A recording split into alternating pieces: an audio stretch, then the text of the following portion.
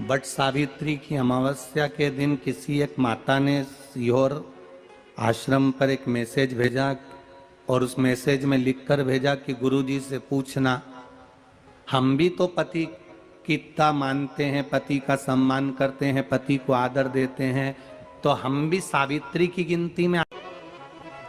सीहोर से मैसेज आया कि गुरुजी वो ऐसा ऐसा पूछा गया है, आप बताओ क्या कहना है। हमने कहा कह दो, जब बट सावित्री आती है तभी तुम पति को प्रणाम करती हो, जब दिवाली आती है तब पति को प्रणाम करती हो, जब करवा चौथ आती है तभी चलनी में मुंह देखती हो, बाकी के समय तो तुम जूड़ा बांध के ऐसी बोलती हो कि पति थर थर कांपता है।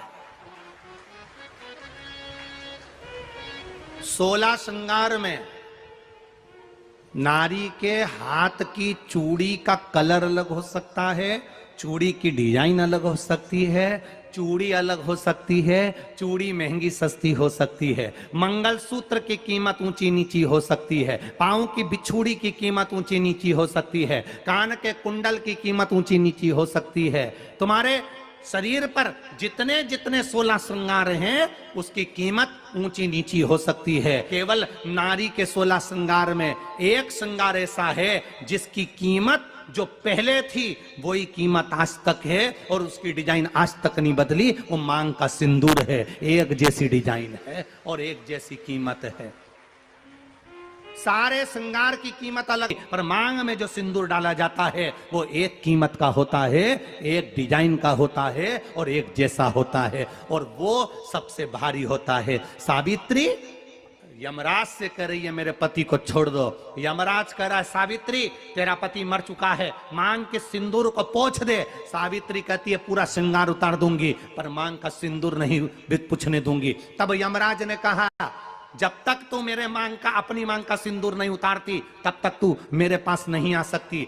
भगवान यमराज से सावित्री ने कह दिया मैं भी तुझे वचन देती हूं यमराज, मेरी मांग में जब तक सिंदूर है, जैसे सीता ने लाइन लक्ष्मण जी ने लाइन खींच दी थी और सीता पार नहीं जा सकती थी, मैं भी तुझे वचन देती हूं जब तक नारी की मांग में सिंदूर है तब तक तू उसके पति को उसके सामने लेकर नहीं जा सकता। यह भी मैं तुझे कह देती हूं। यमराज भैंसे पर सवार होकर सत्यवान को लेकर जा रहा था, सावित्री से वचन पर वचन चल रहे थे।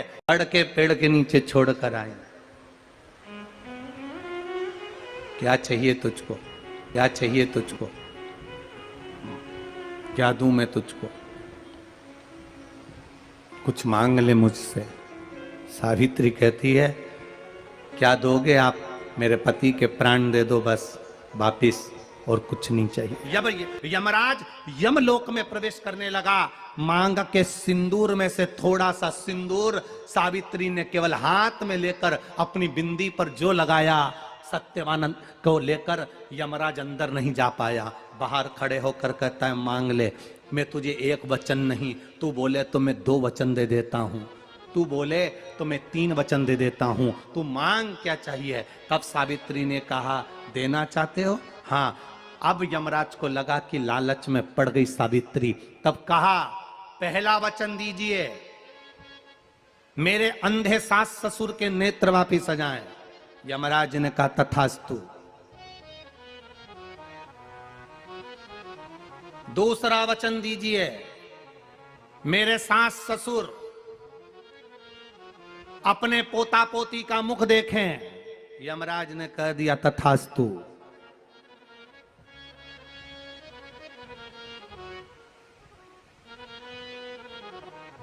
जाओ।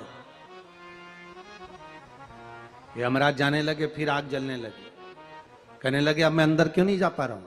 सावित्री कहती है तुमने वर दिया है मेरे सास ससुर पोता पोती का मुख देखें, उनके बेटे को तुम ले जाओगे तो पोता पोती कहां से होगा, छोड़कर जाओ। सावित्री है, पति को वापिस लेकर आ गए।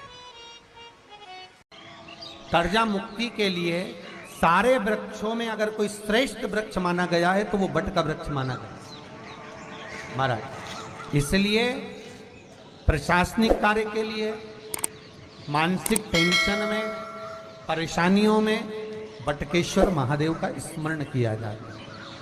और यदि निवेदन करूंगा, बहुत ज़्यादा यदि आपको कर्जा हो गया है, बहुत ज़्यादा कर्जा हो गया और वो कर्जा चूक ही नहीं रहा, तो थोड़े दिन बड़ के पेड़ के नीचे आप बटकेश्वर महादेव के लिए 1 लोटा पानी, उसमें थोड़ा सा पिसा हुआ चावल पीस के गला लेना चावल को और पीस लेना, पीस के उस पानी में मिला लेना और मिलाकर उसमें थोड़ी सी हल्दी पिसी हुई डालकर बटकेश्वर महादेव के नाम से बड़ के पेड़ के नीचे अपनी कामना कर कर जो कर्जा हुआ है उस कर्जे का भान देते हुए, स्मरण देते हुए छोड़ दीजिए।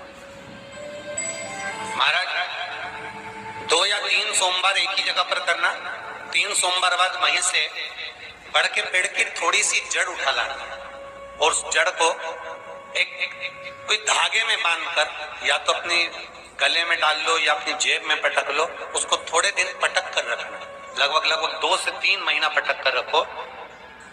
वो जड़ जैसे बड़ का पेड़ विस्तार होता है, पानी गिरे ना गिरे, जल वृष्टि हो ना हो, गर्मी पड़े ना पड़े, उसको कोई फर्क नहीं पड़ता, बड़ का वृक्ष आप रूप फैलता जाता, उसकी जड़ें अपने आप प्रबल होती है। उसी तरह ये बटकेश्वर महादेव कहीं से भी अगर जड़ आपके पास में रखी है 1 महीना, 2 महीना, 3 महीना तक, तो ये जड़ अपने आप लक्ष्मी को पकड़कर खींच कर लाती है और कर्जे से मुक्त कर देती है। बटकेश्वर महादेव